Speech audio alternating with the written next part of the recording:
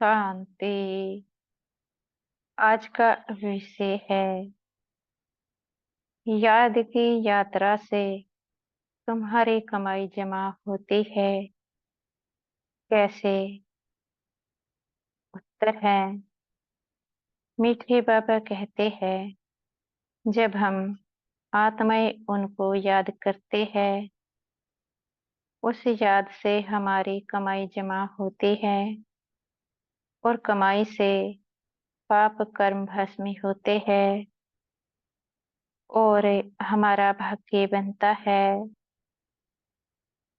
जब हम बाबा को याद करते हैं तो उस याद से आत्मा बाबा से शक्तियों को रिसीव करती है।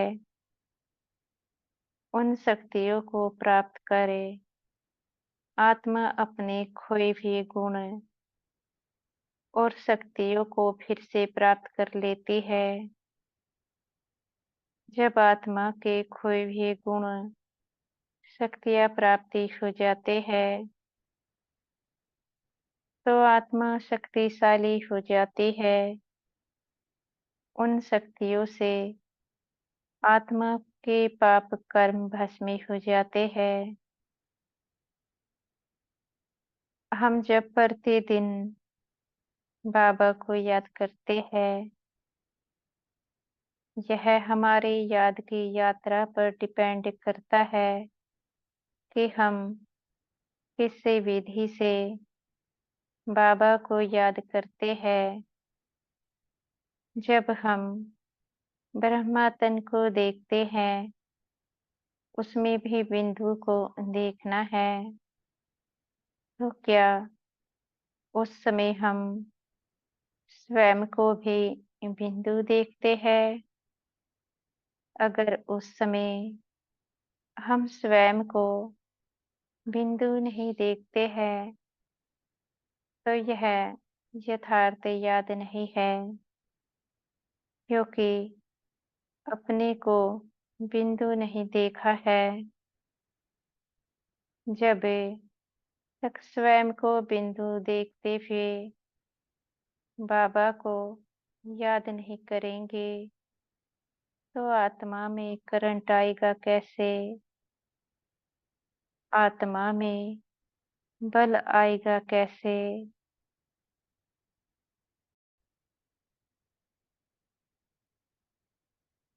आत्मा अपने हिसाब किताब चुकतू करेगी कैसे।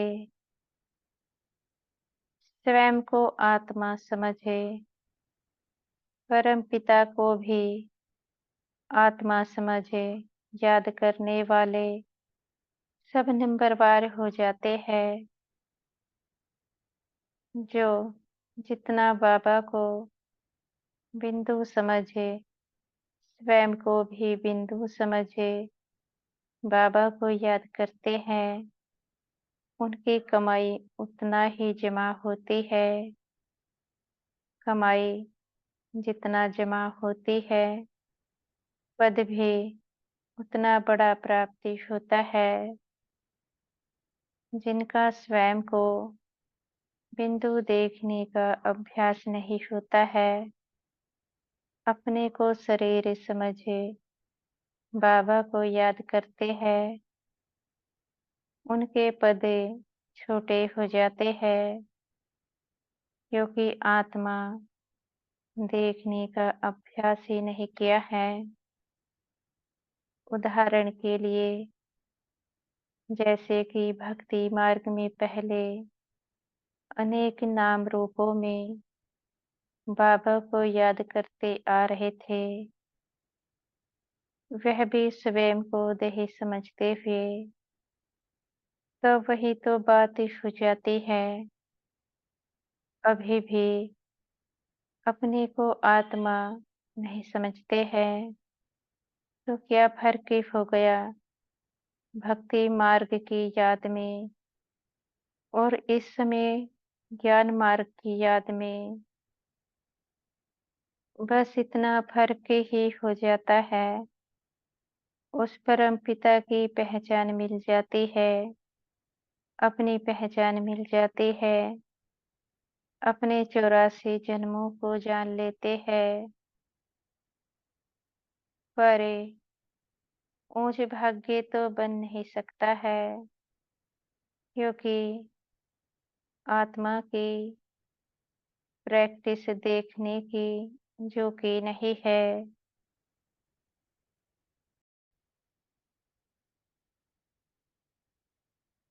अगर याद करने की विधि सही प्रकार से प्रयोग में नहीं लाते हैं, तो प्राप्ति होगी कैसे?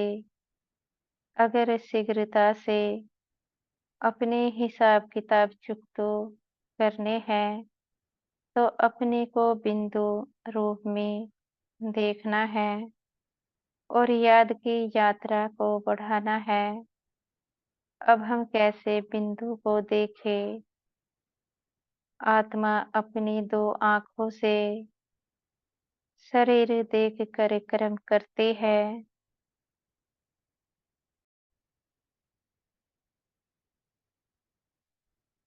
इनको बिंदु देखने का अभ्यास कराना है। अपनी आत्मा का साक्षात्कार इन 2 आँखों में करना है। इन 2 आँखों में आत्मा के बिंदु रूप को देखें। चलते-फिरते, बैठकर भी एकांत में अभ्यास किया जा सकता है। जब प्रतिदिन अभ्यास करते हैं, तो अपनी आत्मा का साक्षात्कार आँखों में होने लगता है। यह 2 आँखें भी महसूस करने लगती है। आत्मा एक बिंदु है। जब तक के आत्मा को महसूस नहीं करेंगे, तो बाबा से करंट नहीं मिल सकती है। अगर करंट को प्राप्त करना है, तो निरंतर आँखों में बिंदु देखने की आदत को डालना है।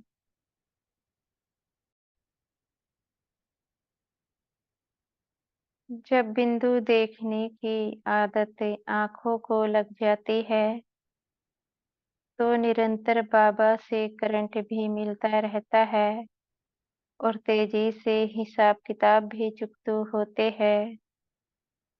मुख्य है आँखों को स्वच्छ बनाना, क्योंकि यह 2 आँखें ही तो शरीर देखती है। इन 2 आँखों में जब प्रतिदिन बिंदु को दिखाएंगे, तो इनका शरीर देखने का संस्कार छूटता जाएगा और आत्मा को देखने की प्रैक्टिस बढ़ती जाएगी। तभी बाबा कहते हैं, आंखें सबसे क्रिमिनल है, सबसे अधिक धोखा देती है, क्योंकि आत्मा आंखों के द्वारा शरीर को देखकर कर्म करती है।